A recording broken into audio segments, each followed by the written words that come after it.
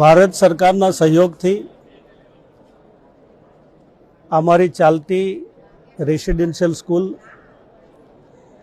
નવનિર્મિત મકાનનું આજે અમે વિધિવત રીતે એનું લોકાર્પણ કર્યું છે.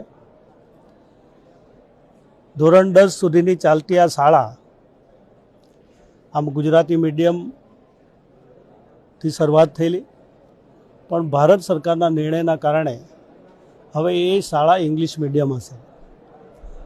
નરેન્દ્રભાઈ મોદી સાહેબની કલ્પનાના કારણે આદિવાસી બાળક પણ ખૂબ સારું શિક્ષણ મેળવી શકે એ જે એમની કલ્પનાઓ છે એ કલ્પનાઓને સાકાર થતું હવે દેખાય છે. જે રીતે સાગબારા એક ગુજરાતનો ઊંડાણનો જે વિસ્તાર છે, પૂરેપૂરો આદિવાસી વિસ્તાર છે, અને આદિવાસી વિસ્તારની અંદર આવી એક શિક્ષણની વ્યવસ્થા ઊભી થાય એ બહુ મોટી વાત છે. હું ચોક્કસ આજે મોદી સાહેબનો પણ હું આભાર માનું છું, ગુજરાત સરકારનો પણ હું આભાર માનું છું કે ઊંડાણના એરિયામાં જ્યારે અમારા આદિવાસી દીકરા દીકરીઓની ચિંતા કરીને 28 કરોડથી પણ વધારે રૂપિયા ખર્ચાયા છે. 28 કરોડ રૂપિયા ખર્ચ કરવો, આવી સુવિધા ઊભી કરવી, આ બહુ મોટી બાબત છે.